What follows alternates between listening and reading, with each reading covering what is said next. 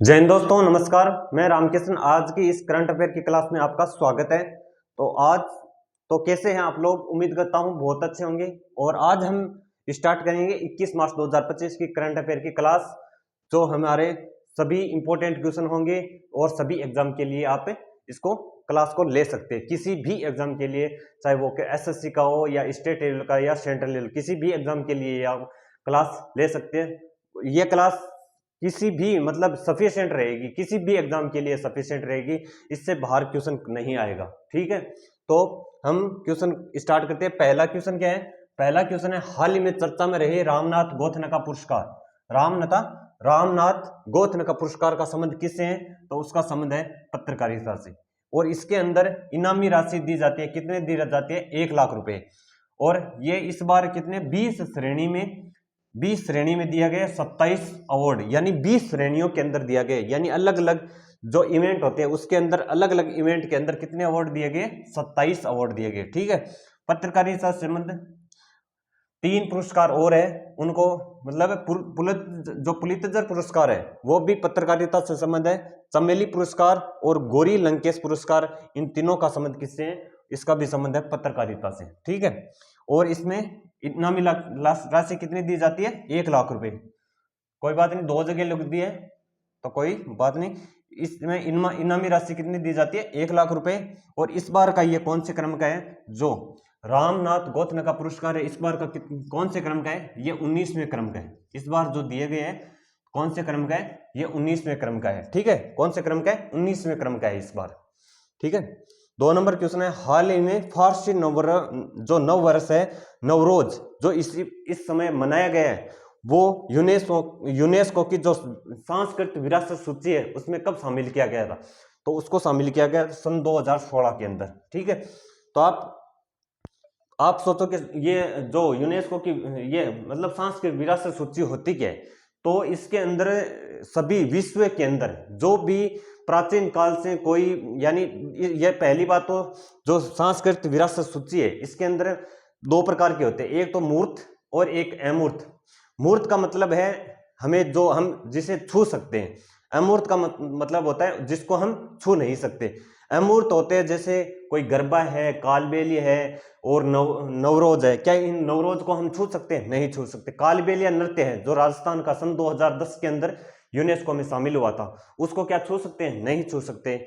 और गरबा है जो कहाँ का है? गुजरात का, उसको हम छू सकते हैं? नहीं छू सकते। जिसको हम छू नहीं सकते वो तो आते हैं अमूर्त के अंदर। अमूर्त का मतलब जिसको हम छू नहीं सकते, मूर्त जिसको हम छू सकते हैं। जैसे ताजमहल है, आगरा का किला है, ताजमहल है, और लाल किला ये हमारा दिल्ली का, और कुतुब मीनार है, इनको हम क्या कर सकते हैं? छू सकते हैं। तो इनको किस सूची में रखेंगे? मूर्त सूची के। यानी तो जो हाल ही में फारसी नव वर्ष नवरोज जो मनाया गया है, ये यूनेस्को की सांस्कृतिक विरासत सूची में कब शामिल किया गया था? तो कब शामिल किया गया था? इसको शामिल किया गया था सन 2016 के अंदर, क्योंकि इसको हाल ही में इसको मनाया गया है। क्योंकि नवरोज जो उत्सव है, नवरोज है, इसका मतलब होता है नया दिन। यानी फारसी समुदाय होता है ना, उनका क्या होता है? इनका नववर्ष कौन सा होता है? वो होता है नवरोज। ठीक है, ये जो नवरोज उत्सव है इसको शुरू किसने किया था? इसको शुरू किया था पैगंबर जोराष्ट्र ने इसको शुरू किया था। ठीक है, समझ गए आप? एक बार ये भी लिख लो कि इसके अंदर अमूर्त सांस्कृतिक विरासत सूची हमारी कितनी? अमूर्त सांस्कृतिक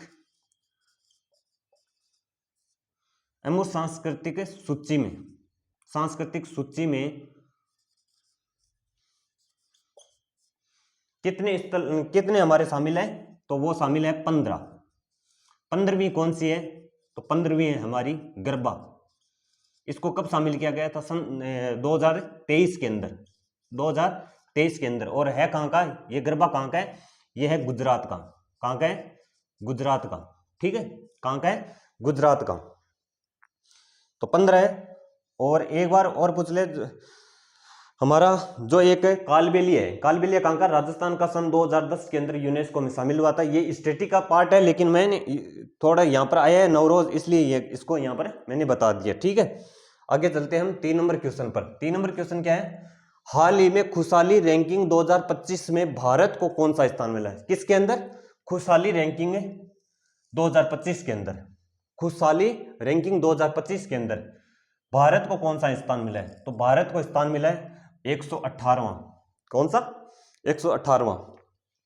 147 में से, कुल 147 इस सूची में शामिल है, उस 147 में से भारत को कौन सा स्थान मिला है?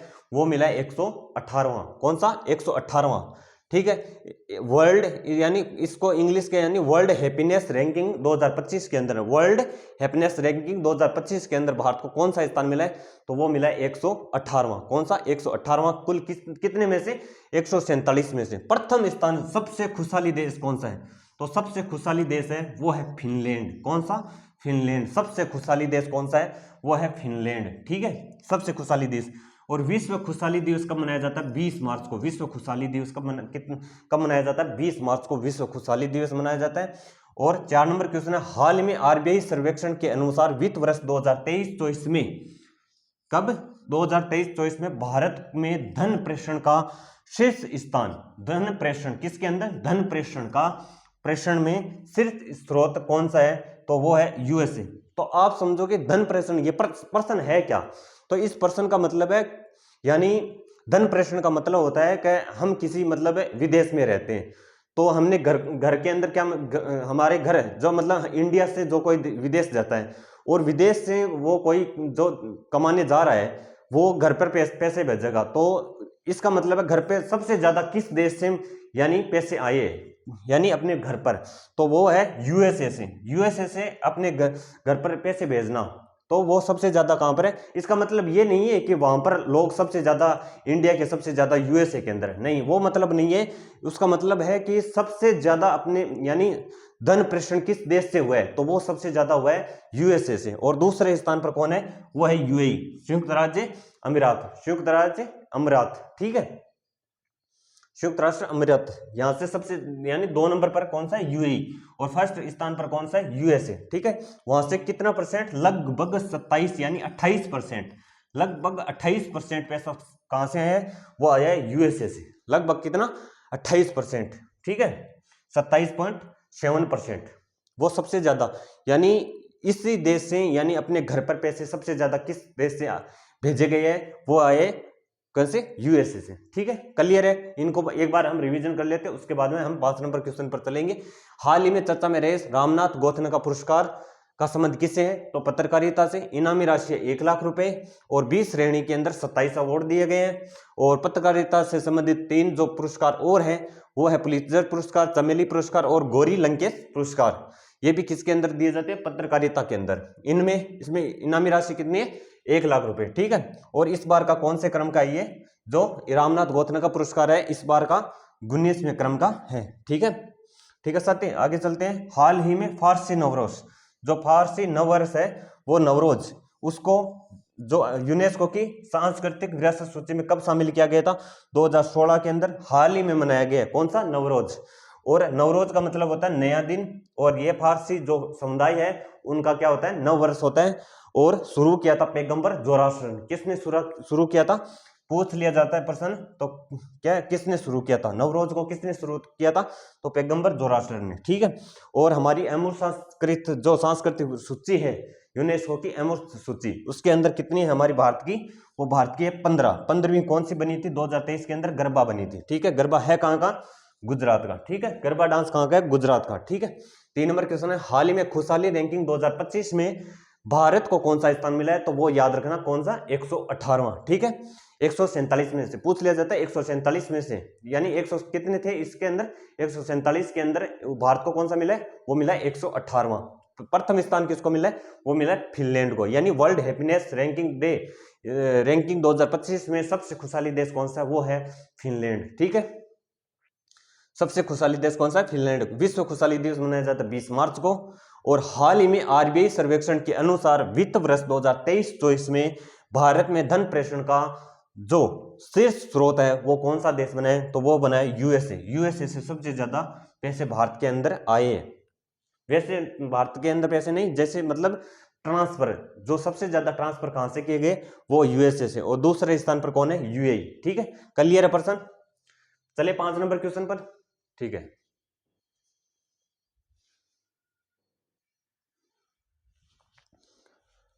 5 नंबर क्वेश्चन है हमारा, हाल ही में ट्रिलियन डॉलर की अर्थव्यवस्था, किसकी? ट्रिलियन डॉलर की अर्थव्यवस्था बनाने के लिए महाटेक, कौन सा? महाटेक स्थापित करने की घोषणा किसने की है? तो वो की है महाराष्ट्र ने। यानी ट्रिलियन डॉलर, 1 ट्रिलियन डॉलर की यानी अर्थव्यवस्था बनाने के लिए महाटेक स्थापित करने की घोषणा किसने की है? वो की है महाराष्ट्र ने। ठीक है, किसने? 1 ट्रिलियन डॉलर की अर्थव्यवस्था बनाना है। क्या बनाना है? 1 ट्रिलियन डॉलर की अर्थव्यवस्था बनाना है। ये बनाने की जो इसने क्या किया? महाटेक संगठन बनाया है। कौन सा संगठन बनाया? एक संगठन बनाया। कौन सा संगठन? वो संगठन बनाया है महाटेक। कौन सा? महाटेक। महाटेक संगठन बनाया है किसने? यानी महाराष्ट्र ने। संगठन कौन सा बना दिया? महाटेक संगठन है, यानी स्थापित करने की घोषणा किसने की है? वो की है महाराष्ट्र ने। ठीक है, यानी 1 ट्रिलियन डॉलर की अर्थव्यवस्था बनाने है, इसके लिए एक संगठन बनाया महाटेक। इस महाटेक संगठन किसने बनाया? वो बनाया महाराष्ट्र ने। ठीक है, ओके। फिर 6 नंबर क्वेश्चन क्या है? 6 नंबर क्वेश्चन है, हाल ही में दूरसंचार और IT क्षेत्र में नवाचार के लिए इंक्यूबेशन प्रोग्राम, यानी प्रोग्राम कौन सा प्रोग्राम है? वो प्रोग्राम है समर्थ प्रोग्राम। किसने लॉन्च किए हैं? तो वो लॉन्च किए है सी डॉट ने। किसने? सी डॉट की फुल फॉर्म है centre for development of telematics. किसने? Centre for development of telematics ने। ठीक है, प्रश्न क्या है? हाल ही में दूरसंचार और IT क्षेत्र में, यानी IT क्षेत्र में नवाचार के लिए इंक्यूबेशन प्रोग्राम, यानी जो समर्थन प्रोग्राम है, कौन सा प्रोग्राम है? वो प्रोग्राम है समर्थ प्रोग्राम। किसने लॉन्च किए? वो लॉन्च किया सी डॉट ने। किसने लॉन्च किया? सी डॉट ने इसको लॉन्च किया। ठीक है, 7 नंबर प्रश्न है, हाल ही में लोकसभा सचिवालय ने संसद भाषिनी शुरू करने के लिए किसके साथ समझौता किया है? तो वो किसके साथ समझौता किया है? तो वो किया है इलेक्ट्रॉनिक्स और सूचना प्रौद्योगिकी मंत्रालय के साथ। किसके साथ? इलेक्ट्रॉनिक्स और सूचना प्रौद्योगिकी के साथ। किसने? लोकसभा सचिवालय ने। संसद भाषिनी, ये संसद भाषिनी क्या है? ये एक बहुभाषी है। ये एक क्या है? बहुभाषी है। और इसमें क्या है? AI का प्रयोग होगा। किसमें? AI, artificial intelligence. AI का इसमें क्या होगा? प्रयोग होगा, यानी इसके अंदर यूज होगा किसका? AI का। ठीक है, और संसद भाषिनी क्या है? ये एक बहुभाषी है। ठीक है, जो लोकसभा सचिवालय ने संसद भाषिनी शुरू करने के लिए किसके साथ समझौता किया है? वो क्या? इलेक्ट्रॉनिक्स और सूचना प्रौद्योगिकी मंत्रालय के साथ। ठीक है, 8 नंबर प्रश्न क्या है? 8 नंबर क्वेश्चन है, हाल ही में गंभीर रूप से लुप्त प्राय फिलीपींस यानी या किलीफिंस की नई प्रजाति गंगोनी, कौन सी? गोंगोनी वन में खोजी गई है। ये एक वन में खोजी गई है। यह गंगोनी वन कहां पर पाया जाता है? गंगोनी वन कहां पर पाया जाता है? तो वो पाया जाता है केन्या के अंदर। और केन्या की राजधानी कौन सी है? वो है नैरोबी। तो आप कहोगे ये कौन सी किलीफिंस क्या है? किलीफिंस एक है काइया मछली की प्रजाति है। कौन सी किलीफिंस क्या है? एक मछली की प्रजाति है। कौन सी है? मछली की प्रजाति है। ठीक है, जो एक नई प्रजाति, यानी एक लुप्त प्राय है, एकदम लुप्त प्राय है। कौन सी? किलीफिंस क्या है? एक लुप्त प्राय है। जो ये क्या है? मछली है। किलीफिंस क्या है? एक मछली है। ठीक है, जो लुप्त प्राय है, एकदम लुप्त अवस्था में जो इसकी नई प्रजाति है, गंगोनी वन में खोजी गई है। किसमें? गंगोनी वन। जो कौन से है? गोंगोनी वन। ये गोंगोनी वन कहां पाए जाते हैं? ये जो गंगोनी वन है वो कहां पर पाए जाते हैं? तो वो पाए जाते हैं केन्या के अंदर। कहां पर पाए जाते हैं? केन्या के अंदर। और केन्या की राजधानी कौन सी है? तो वो है नैरोबी। कौन सी है? नैरोबी। केन्या की राजधानी नैरोबी। ठीक है, हाल ही में गंभीर रूप से लुप्त प्राय है। कौन सी? किलीफिंस मछली है। ये एक मछली की प्रजाति है, जो नई प्रजाति है, गंगोनी वन में खोजी गई है। हाल ही में गंगोनी वन में खोजी गई है। गंगोनी वन कहां पर है? तो वो है केन्या के अंदर। कहां पर है? केन्या के। और केन्या की राजधानी नैरोबी। ठीक है, 9 नंबर क्वेश्चन पर चलेंगे। 9 नंबर क्वेश्चन है, हाल ही में व्यक्तिगत वित्त प्रबंधन के लिए पीबी मनी किसने लॉन्च किया? तो वो किया पैसा बाजार ने। किसने लॉन्च किया? पैसा बाजार ने। पैसा बाजार नाम का एक ऐप है, मान लो वो ऐप है, वो पीबी मनी लॉन्च किया है पैसा बाजार ने। ठीक है, पैसा बाजार ने क्या किया है? पीबी मनी क्या है?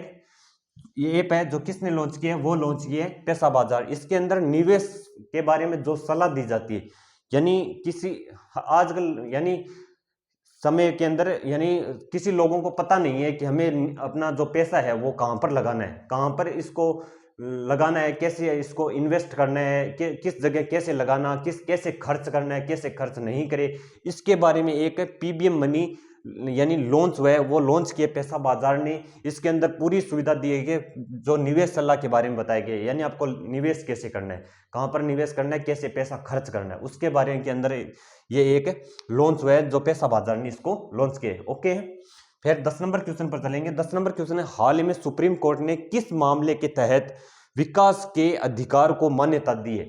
किसको दी है? वो ओरीविले फाउंडेशन बनाम नवरोज केरसप, जो तमिलनाडु के अंदर एक कंपनी है, जो यानी डेवलपमेंट के लिए वहां पर एक ये क्या लगाई गई है, कंपनी लगाई गई है, जो इस पर नेशनल ग्रीन ट्रिब्यूनल, जो नेशनल है ना, नेशनल ग्रीन ट्रिब्यूनल, इसने क्या लगा दी थी, इस पर रोक लगा दी थी। लेकिन जो ये ओरीविले फाउंडेशन है, जो ओरीविले है, जो ओरीविले ये कहां पहुंच गया? फिर सुप्रीम कोर्ट पहुंच गया। कौन? ओरीविले, ये क्या है? कंपनी है जो डेवलपमेंट के लिए वहां पर लगाई गई थी। ये कहां पहुंच गई? सुप्रीम कोर्ट ने। लेकिन सुप्रीम कोर्ट ने इसको क्या दे दिया? इसको विकास के लिए, विकास करने के लिए इसको क्या दिए? किसके लिए लगाई गई थे? विकास के लिए लगाई गई थी। किसके लिए?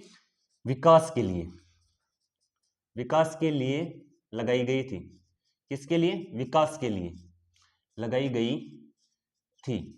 और इसने क्या कर दिया? सुप्रीम कोर्ट ने इसको क्या दे दी? मान्यता दे दी है। क्योंकि ये बोला गया कि विकास के साथ साथ यानी पर्यावरण स्वच्छता, यानी स्वच्छ पर्यावरण के साथ साथ इसको हमें विकास की भी बहुत जरूरी है। क्योंकि हमें खुद को पता है कि अगर विकास नहीं करेंगे तो हमें सिर्फ पर्यावरण से हमारा क्या होगा, यानी स्वच्छ हवा से हम क्या कर लेंगे, पर्यावरण, हमें विकास की भी बहुत जरूरी है। इसलिए सुप्रीम कोर्ट ने क्या कर दिया? इसको मान्यता दे दी है। यानी आप यहाँ पर जो अपनी जो कंपनी लगा रहे हो, वो कंपनी यहाँ पर लगा सकते हो, अपना विकास कर सकते हो।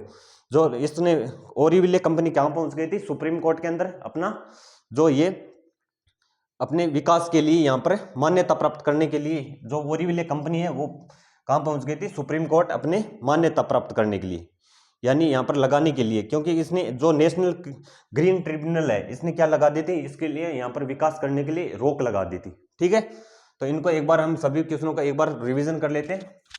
हाल ही में $1 ट्रिलियन की अर्थव्यवस्था बनाने के लिए महाटेक स्थापित करने की घोषणा किसने की है? तो वो घोषणा की है महाराष्ट्र ने। किसने? महाराष्ट्र ने।